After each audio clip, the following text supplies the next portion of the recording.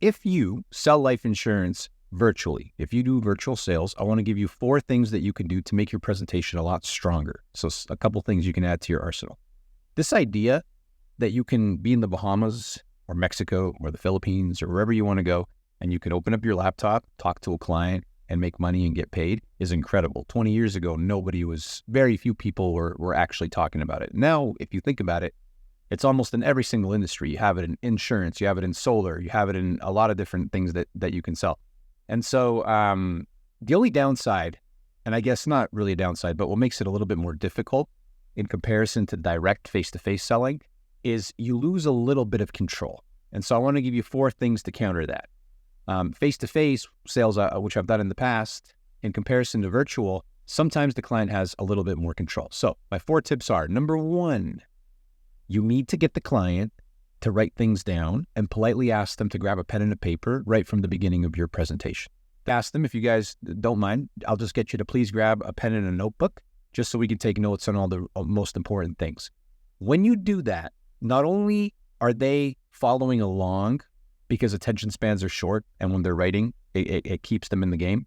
But when you ask somebody to write something down, it also gives you a big confidence boost because they're following what you're saying. They're paying attention to the things that you are telling them to do. You are in control. And when you're consistently telling someone what to do and they're following along and everything is positive, when they get to the end and you ask the close question, they've been following your lead the entire time. So getting a pen and a notebook puts you in control, but it also keeps their mind busy and it gives them a visual as you're talking, so their memory stays sharp. So that's number 1. Always get them to grab a pen and a notebook. Number 2, whenever you can, if they bring something up that they're doing, like if it's a hobby or if it's a business that they run, if you can in some way support them or show them some kind of support, always get involved in that part of their life if you can. I'll give you an example. I had an individual years ago that used to sell custom flower pots, and she had an Instagram page. She had a YouTube channel for it, and she had an online store. One of the first things that I did, and I showed her visually by sharing my screen, was I asked her for her Instagram, and I shared my screen with her. I said, "That's you on that page there?" In front of her, I subscribed to her YouTube channel. I went on her website. I left a positive Google review immediately. I did all of these things in front of the client to show them support. That sale ended very, very well for me. But a lot of life is a lot of, if you help me, I'll help you. And so if you can get involved in people's lives, especially virtually, it'll go a long way to generating referrals and making sales. And it shows them that you're active.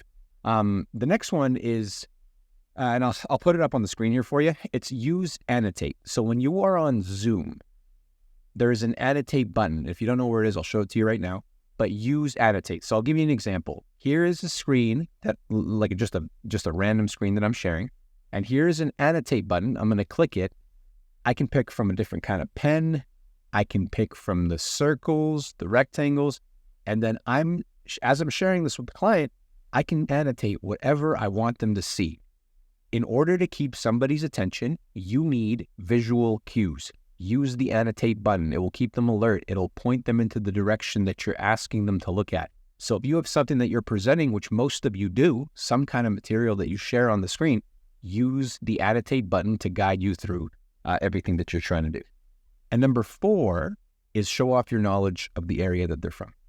A lot of the time when a client looks at you, they have no clue where you are. It doesn't have a local feel like it used to when we used to sit with clients face to face.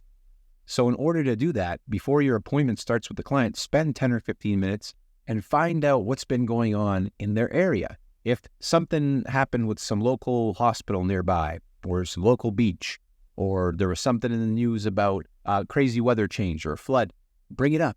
Bring it up. Have that as a conversation that you'll have with the client, and it'll make them feel like you know what's going on.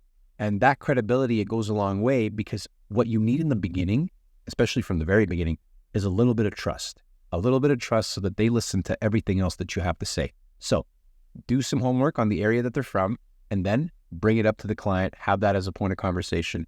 And that's going to go a long way to having a very, very strong presentation. So those are the 4 things that I would recommend.